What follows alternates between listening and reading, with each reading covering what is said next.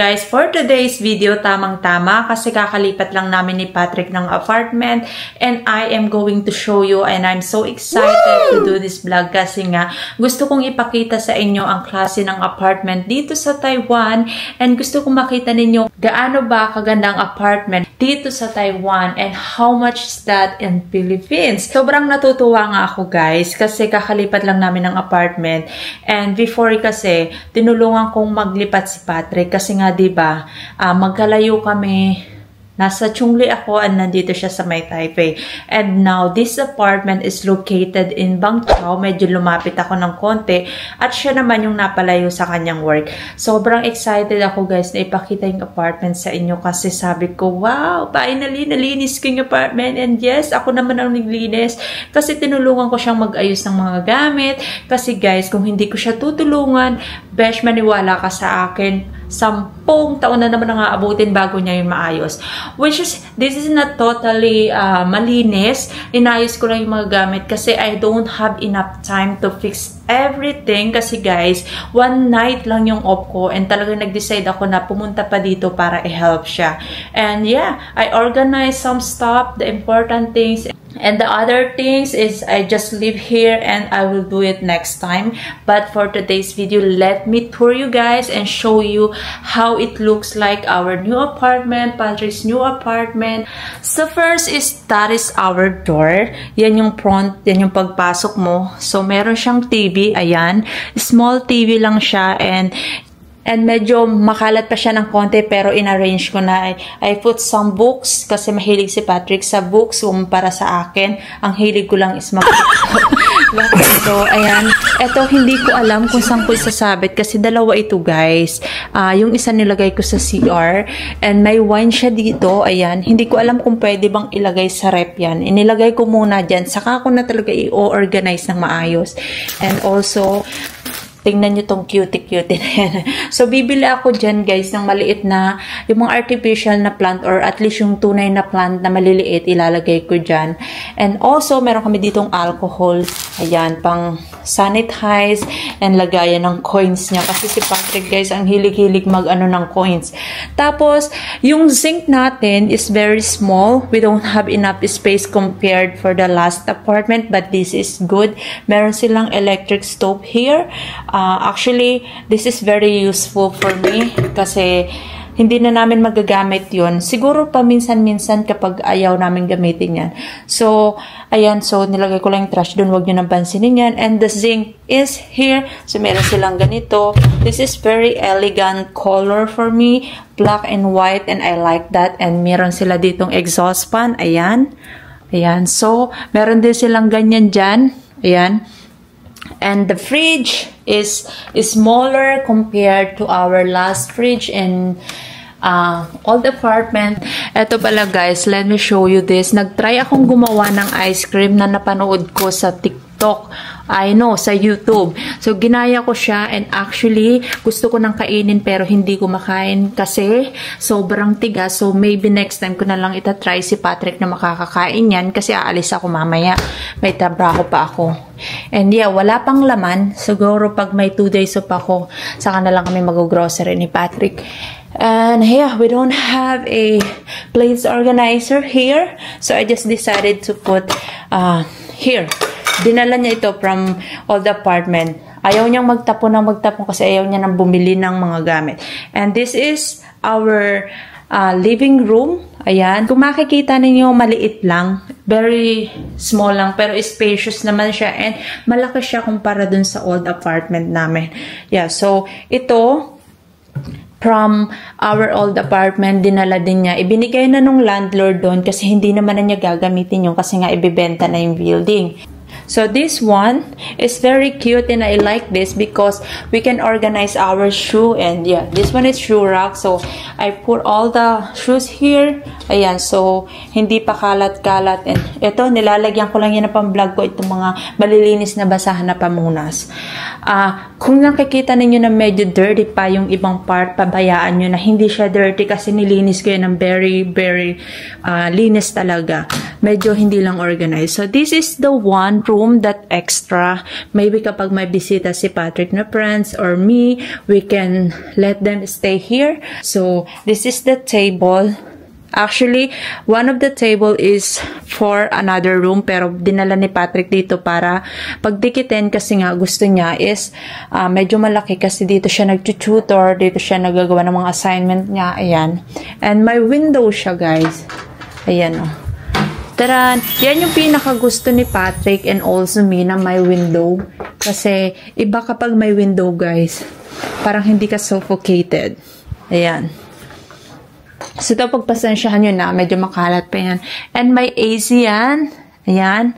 So, actually, kaya ditong, kung dito lang sa room na to, kaya ditong matulog ng mga ilang tao eh. So, yan yung extra room. Kasi, itong apartment na to is meron siyang dalawang room. This is the main room, which is kung saan kami natutulog. Ayan. Ayan yung bed. And meron din silang window na dalawa.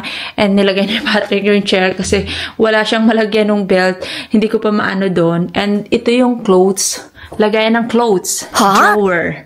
So, ayan. So, tinupi ko lang at hinanay ko yung ibang mga gamit.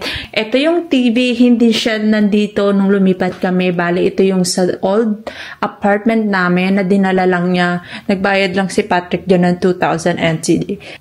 Patrick loves books. So, as you guys expected na maraming books and teacher siya. So, alam nyo na guys. So, ayan yung area. This is the bathroom. This one is kind of small compare before. Actually, not so small. Pinagkaiba lang kasi is nakahiwala yung bathroom and then yung shower room. So, ito yung shower room. Ayan. So, nilagay ko yung isang mirror door kasi hindi ko alam kung saan ko isasabit. Sa tingin ninyo saan ko magandang isabit yan. Saka na kasi wala pa ako masyadong time and also this. So, nilagay ko yung stocks namin. And this, ayan.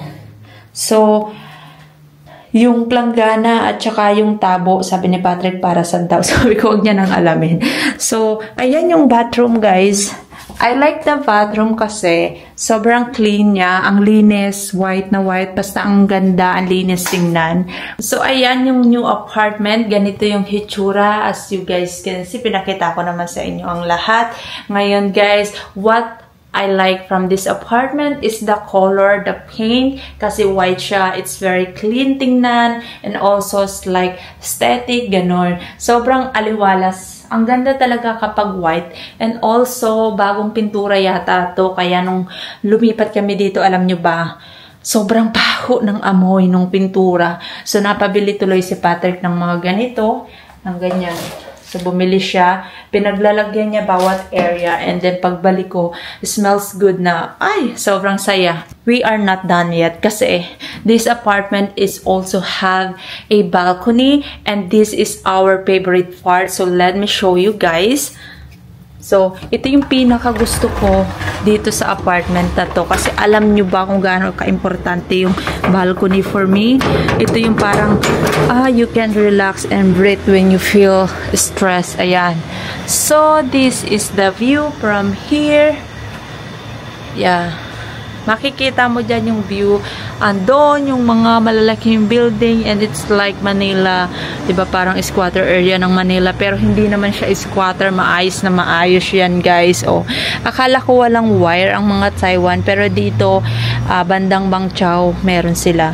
So, ito yung balcony. Medyo malaki guys. Ayan. So, makikita ninyo. At meron silang washing machine. Yan, we can use that. And also, meron silang pa-table dito.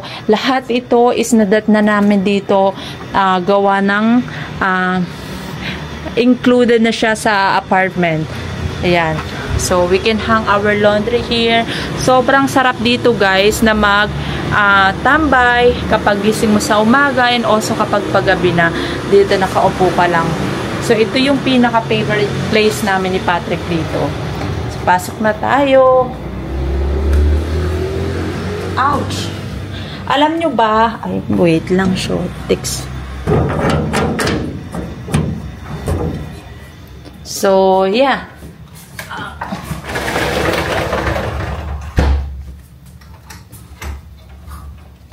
Our new apartment, guys, sobrang Sobrang gustong-gusto ko to sa lahat ng naging apartment ni Patrick. Ito yung pinakamaganda kasi 2 kwarto, may malawak na sala and malinis na bathroom, and also may balcony. Like I said, that is our favorite. Tapos, yung extra room we can use in vlogging, and also pag nag-tutor si Patrick, kaya sobrang saya. And also, they have 3 aircon. Every room has AC, and also here has AC, and I like that so much. So, ayun lang guys, and this apartment is, nagkakahalaga siya ng 24,000 something. So, kung i-convert natin siya sa peso, is i-convert natin. Nasaan ba yung phone ko? Sorry naman, mahina ang atin ninyo sa mathematics. So, let's convert it. 24,000 times, let's say, 1.76 yung palitan. Let's say ganyan. So, 42,000 peso sa peso in 1 month. Hindi pa kasama dun yung electric, tapos yung water, hindi pa kasama dun guys. So, it means possible na umabot ng 50,000 peso yan. So, meron ditong dalawang option dun sa price na nag-range is inoperan siya na kung si Patrick yung magtatapon ng basura, ang presyo lang nitong apartment na ito monthly is 24,000 plus, ganyan-ganyan. Kung hindi naman, 26,000. So, si Patrick nag-decide na siya na lang yung magtapon kasi nga sayang din, besh. Ang laki-laki ng ano. So, ganyan. Ang expenses dito sa Taiwan, yung ganyang kamahal yung apartment dito guys sa Taiwan. So, hindi dito, kung bakit ko sinabing gaano ka mahal kasi hindi gaano ka mura kasi talagang mahal, besh. Yung apartment dito sa Taiwan, sobrang mahal kung ikukumpara sa Pilipinas. And also, alam nyo yung 50,000 na yun, kung sa Pilipinas yun, kaya na mag-rent ng like condo monthly, something like that. Kasi grabe, diba? Pero dito sa Taiwan, dahil nga wala silang masyadong enough space, especially guys kapag nasa city kayo, mas mahal. Yung apartment ni Patrick before is sa Taipei siya, naglalaro siya ng almost 20,000. Eh, hindi ganun yung compare dito, hindi ganun kalaki. So, itong apartment na ito is located to Bangchao. So, it means medyo mababa yung mga rate niya kumpara dun sa Taipei. Kung sa Taipei, hindi ka makakakita ng ganito kalaki. So, yun, mas mahal sa Taipei kumpara dito sa Bangchao. Kaya, we are lucky that we got this apartment. Medyo napalayo nga lang si Patrick. Medyo like almost 30 minutes yung binabiyahe niya bago siya makarating dun sa work niya. Pero okay lang kasi may MRT naman dito. Yung transportation naman dito is very, very good compare sa Pilipinas na halos 2 oras ka na sa biyahe, haggard ka na pagdating dun. Dito sobrang bilis, sobrang convenient ng lahat. Kaya naman, we are happy to this apartment, to our new apartment. Bakit ba ako nakiki-hour? Kay Patrick apartment naman ito. Bakit ba? Jowa niya ako. So, yun na yun. Kasi sabi niya, kung ano yung kanya, akin na din. Bakit ba? So, ayun nga guys. So, yun lang, pinakita ko lang sa inyo kung gaano kalaki yung apartment natin, and I would like to give you guys idea kung ano yung klase ng apartment dito sa Taiwan. So, that's all for our video guys. See you next time. So, paano ba yan? See ya next time. Bye!